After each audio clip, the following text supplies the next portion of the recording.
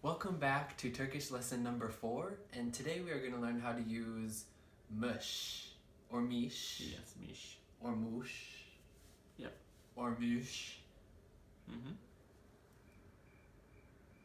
The mish past tense is a past tense that is used when you yourself didn't witness what was happening, but you either heard it was happening or read about something that happened. You weren't there yourself.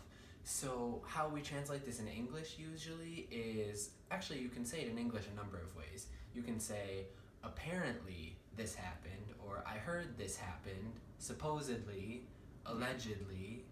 I think that's most of them. So that's how you would say that in English. We have a separate word that we add on to the sentence, but in Turkish, you just use this verb ending and the whole meaning is there for you. So, how do you make the mish past tense?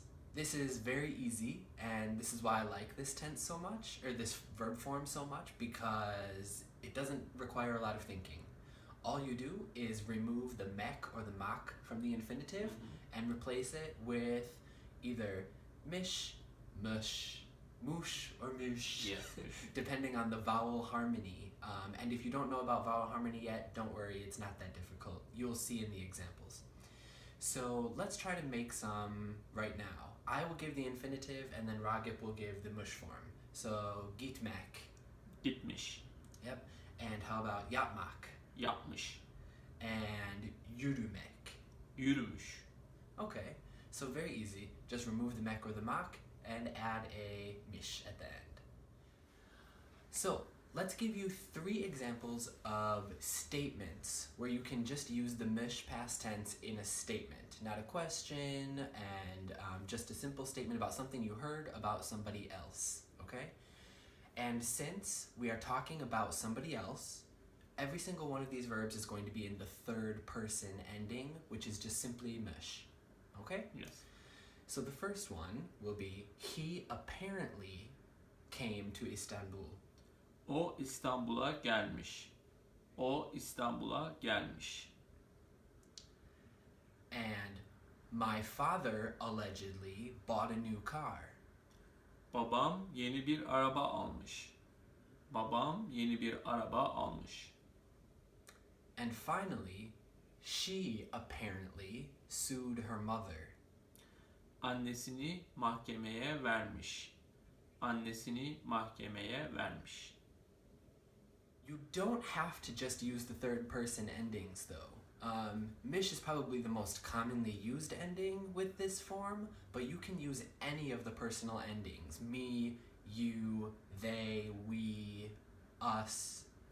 So yeah, well those are the same, but Yeah. you can use any of the personal endings with the mish form. So let's show you a couple of those in statements. Instead of saying he allegedly came to Istanbul, we can say I apparently went to Istanbul. İstanbul'a gitmişim. İstanbul'a gitmişim.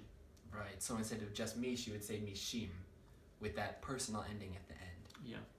And you apparently sold your car.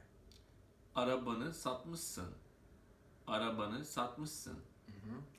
And instead of just mush again, you would use mushsun. Onu yapmışsın. Okay, so you, personal ending, sold your car.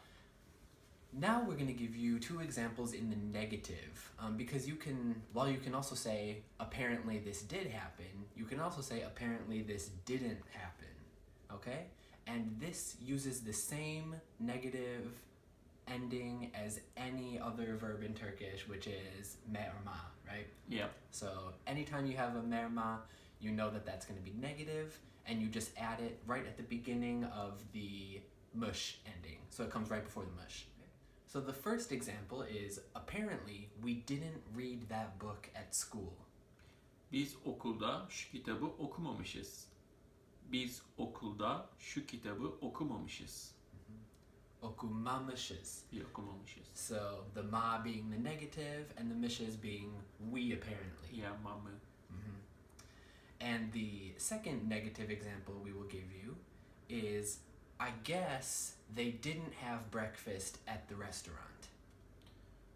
Restoranda kahvaltı yapmamışlar. Yapmamışlar. Okay. So here again, yapma negative. Yeah, yapmamışlar. Mışlar, they apparently. Yeah, onlar restoranda kahvaltı yapmamışlar. Now we're going to show you how to make the mış past tense in a question form. So when you're asking somebody, apparently I did do this, or apparently you did do that, or I heard he did do that. So when you do this, just like the negative particle is me or ma, you would use the question particle, which is me, me, mu, or mu. And this comes after the mush ending. So first you attach your mush ending, then you put your question particle, and then you put the personal ending if you need one, if it's not third person. If it's third person, there will be no personal ending. So let's do this example where we're going to use the first person ending. In the example, apparently I called you last night. Sana dün gece çağrı atmış mıyım? Sana dün gece çağrı atmış mıyım? Atmış mıyım. So we hope you enjoyed it and we were able to teach you something about Turkish, and hopefully you will follow our next video.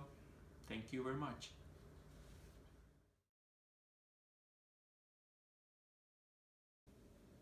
Siz işten kovulmuş musunuz? Is that okay? Or is that too weird?